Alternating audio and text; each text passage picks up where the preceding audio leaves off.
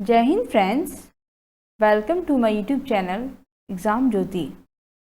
आज हम लोग यूपी पीजीटी इंग्लिश लिटरेचर का romantic poets that is William Wordsworth, Charles Lamb, PB Shelley and John Keats, इनका हम एक साथ इन कॉम्बिनेशन हम क्या करेंगे आज की वीडियो में एमसीक्यूज डिस्कस करेंगे which are very important for your exam.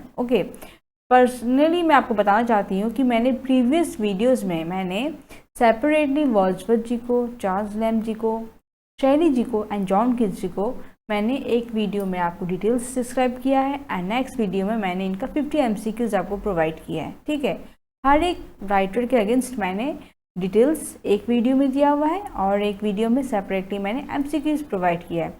Okay, सो आज के वीडियो में हम चारों जो हमारे राइटर्स हैं वर्ड्सवर्थ जी, लैम्ब, शेली जी और कीट्स, इन चारों को आज हम लोग एक साथ स्टडी करेंगे। ठीक है, तो आई थिंक ये आपके लिए रिवीजन क्लास रहेगा अगर आपने हमारे प्रीवियस वीडियोस को देखा हुआ है तो। ओके, सो ट्राई करिएगा आप आंसर्स को खुद से रिप्लाई करने का। ठीक है, तो स्टार्ट करती हूँ मैं आज के क्लास को। बट बिफोर दैट, अगर आपने हमारे चैनल को सब्सक्राइब नहीं किया है देन सब्सक्राइब करें, लाइक शेयर कमेंट्स करना ना भूलें एंड हाँ, जितना ज़्यादा हो सके आप लोग शेयर करें so that every aspirants will get my videos. Okay, तो चलिए शुरू करते हैं आज का class with the first question. Romanticism stands for, romanticism stand करता है किसको लेकर? Regulation, authority, informality, regimentation. And the right answer is informality. Romanticism में क्या है, ये स्टैंड करता है किसको लेकर? ये इनफॉर्मेलिटी, यानी इसमें कोई भी फॉर्मेलिटी नहीं है। ठीक है, इसमें सब जो है इनफॉर्मल है, कोई भी एक रूल्स और रेगुलेशन के हिसाब से नहीं चल रहा है। Okay, that is informality. Question is romantic age is also known as the, and the options are age of Pope, age of Johnson, age of Dryden, age of Wordsworth.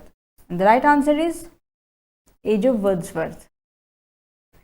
Romantic age को हम क्या दूसरा नाम से क्या जानते हैं?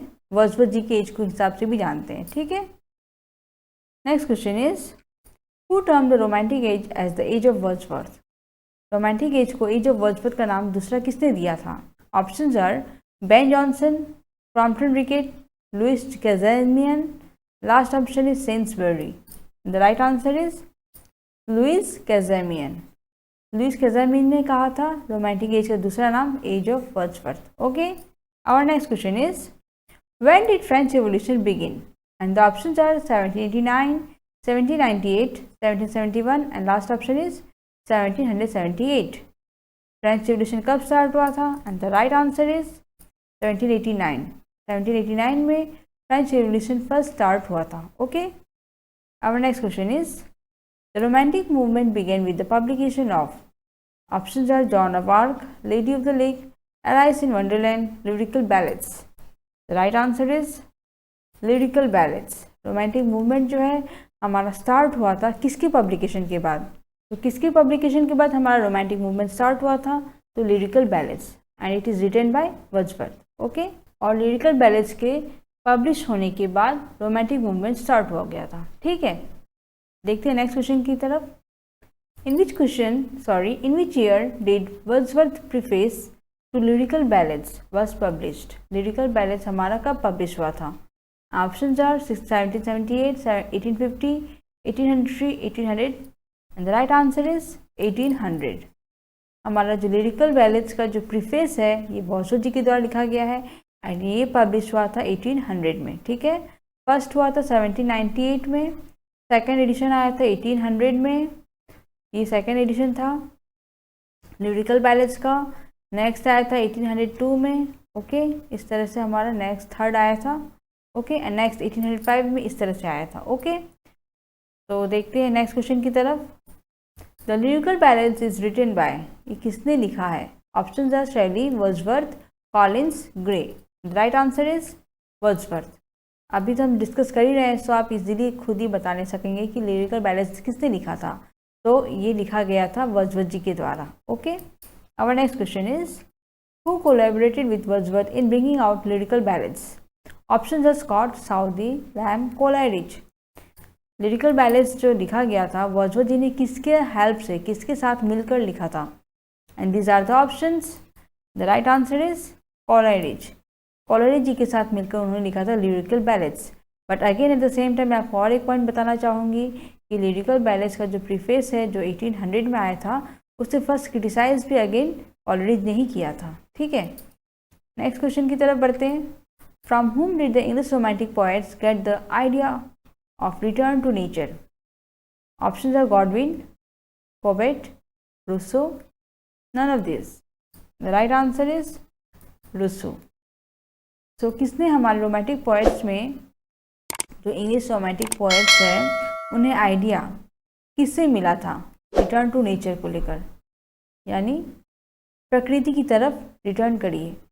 ये जो कहावत है, ये जो आइडिया है रिटर्न टू नेचर, जो आइडिया है ये किसने दिया था? तो रूसो जी ने दिया था। ठीक है, देखते हैं नेक्स्ट क्वेश्चन को।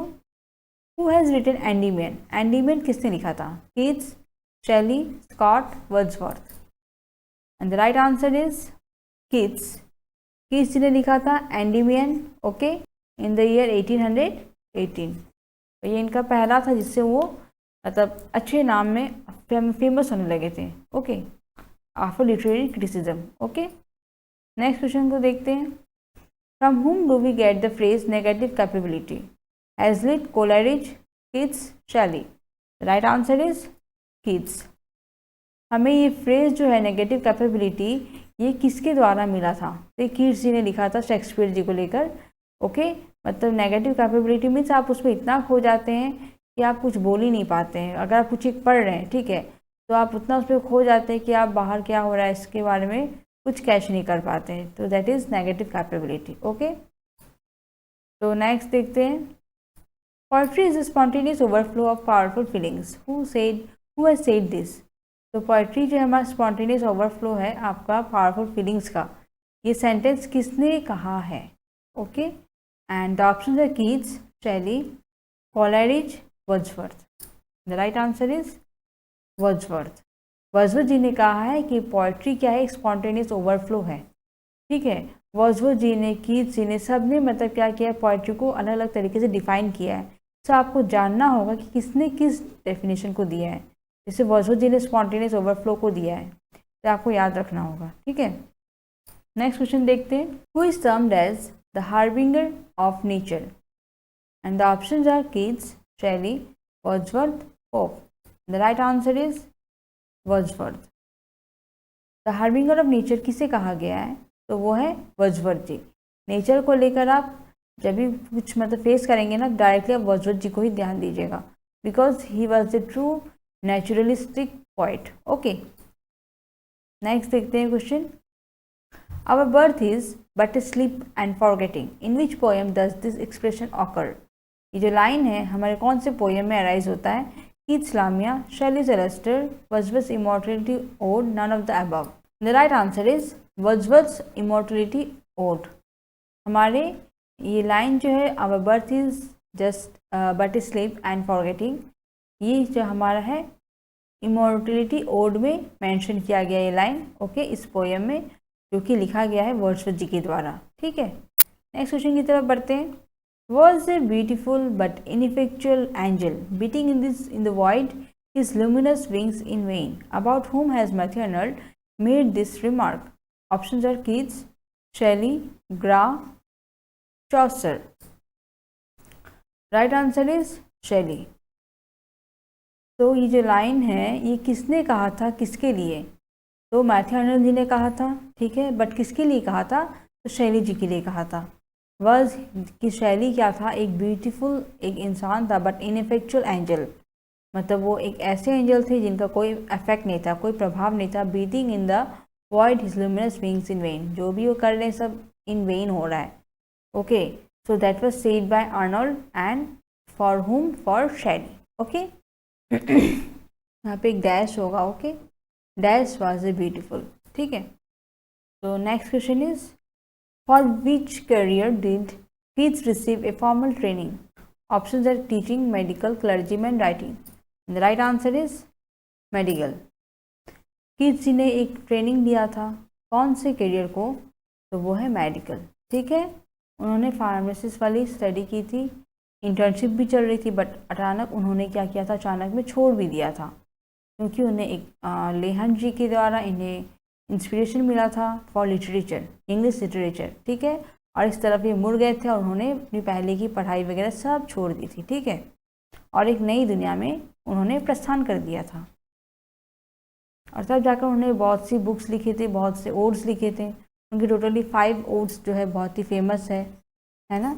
उनका 1819 जो है ये बहुत ही ये इम्पॉर्टेंट ईयर है, जिसे हम प्रोडक्टिव ईयर के हिसाब से भी जानते हैं। ओके, प्रोडक्टिव ईयर, इसमें उन्होंने 5 ओड्स उन्होंने, जो कि बहुत फेमस ओड्स थे, वो उन्होंने लिखे थे, ठीक है। तो दिस वाज वेरी इंपॉर्टेंट, जिसकी वजह से वो बहुत एक फेमस एक राइटर के नाम से जाने गए थे, ठीक है। नेक्स्ट क्वेश्चन की तरफ देखते हैं। Coleridge is chiefly a poet of nature, childhood, supernatural, beauty. The right answer is supernatural. तो कोलेरिज जो थे वो एक क्या पोएट थे, एक सुपर नेचुरल को लेकर थे। कोलेरिज जी क्या करते थे, कोई नेचुरल चीज़ है तो उसमें कुछ एक्स्ट्रा ऐड कर देते थे और उससे एक सुपर नेचुरल बना देते थे, ठीक है। लेकिन वर्ड्सवर्थ जी जो है वो नेचर को नेचुरली रखते थे, ठीक है, उसमें कुछ एक्स्ट्रा वगैरह कुछ ऐड नहीं करते थे। फिर नेक्स्ट क्वेश्चन की तरफ बढ़ते हैं। Which quality do these poems of Keats possess in common, ode on a Grecian urn, ode to Psyche, Hyperion. ये सब हमारे जो पोएम्स हैं, जो ओड्स हैं, लिखे गए हैं कीट्स जी के द्वारा। इसमें क्या कॉमन है, कौन सी क्वालिटी कॉमन है, ठीक है। Medievalism, Hellenism, lyricism, escapism. And the right answer is Hellenism. इसमें जो क्वालिटी है वो है हेलेनिज्म की, ठीक है। ये तीनों में कॉमन है, ओके, ये तीनों पोएम में ये पॉइंट कॉमन है, ठीक है। नेक्स्ट क्वेश्चन को देखते हैं। Where do we find Keats critical opinions? Options are in his poems, in his plays, in his letters. Last option is none of this. The right answer is in his letters. उन्होंने जो उनकी जो critical points थी, opinions उन्होंने कहाँ पर दी थी, तो उन्होंने लेटर्स में दी थी, जो कि उन्होंने अपने भाई को फॉरवर्ड किया था, ठीक है। Next question is who is the writer of God made the country and man made the town? ये जो है किसने लिखा है, who is the writer? Okay, option are James Thomson, George Gray, William Cowper. Right answer is William Cowper. William Cowper ji जो है इसके writer है God made the country and man made the town, ठीक है। Our next question is who is known as ploughman poet? Options are Thomas Gray, William Blake, Robert Burns, Samuel Hanson. The right answer is Robert Burns. Robert Burns ji को ploughman poet के नाम से भी जाना जाता है, okay. Next question is as regards philosophy, the romantic writers were influenced by the ideal philosophy dash and dash of Germany. Options are Kant and Hegel, Hegel and Marx, both Kant and Hegel, none of the above. The right answer is both Kant and Hegel.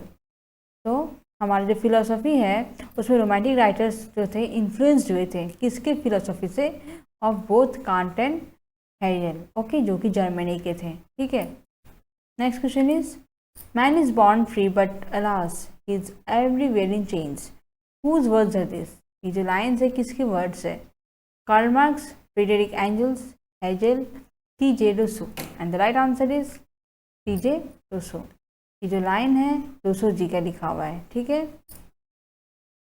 Next question is the phrase willing suspension of disbelief is associated with Coleridge, Keats, Byron, none of this. And the right answer is Coleridge. जो phrase है हमारा, हमारा जो phrase है winning suspension of disbelief, ये किससे associated है? तो वो है कोलेरिज से, ठीक है। वो विश्वास नहीं करते थे, सस्पेक्ट करते थे, ठीक है। तो ये फ्रेज उनको दिया गया था कोलेरिज जी को, ओके। इसमें कुछ कुछ हमारे दूसरे राइटर्स से रिलेटेड भी हमने क्वेश्चंस अभी जस्ट डिस्कस किए हैं, ठीक है। तो ऐसा आपको लगेगा कि ये सब हमारे लिए ज़रूरत नहीं है इस एग्ज़ाम के लिए, बट स्टिल आप ये सब देख लीजिएगा क्योंकि दीज आर इम्पॉर्टेंट ऑल्सो। और हम जो ये वीडियो पढ़ रहे हैं जस्ट हमारा यूपी-पीजीटी के लिए है, but at the same time ये एप्लीकेबल है आपकी यूजीसी नेट के लिए भी, ओके। सो आप अच्छे से पढ़ते रहिए हर एक चीज़ के लिए, ठीक है। तो कोई तो होगा जो आपको निकल ही जाएगा आराम से, ओके। तो देखते हैं नेक्स्ट क्वेश्चन को।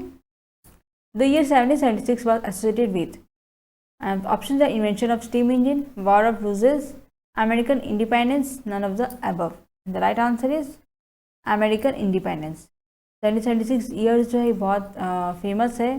ये एसोसिएट किससे जुड़ा हुआ है, तो अमेरिकन इंडिपेंडेंस को लेकर। इस ईयर में अमेरिका जो इंडिपेंडेंट हुआ था, दैट इज 1776। ओके, तो आज का हमारा वीडियो यहीं समाप्त होता है। आशा करती हूँ आपको हमारा क्लास पसंद आया होगा। अगर सब्सक्राइब नहीं किया हो सब्सक्राइब करिएगा, हमें वीडियोस को देखते रहिए। थैंक यू, जय हिंद।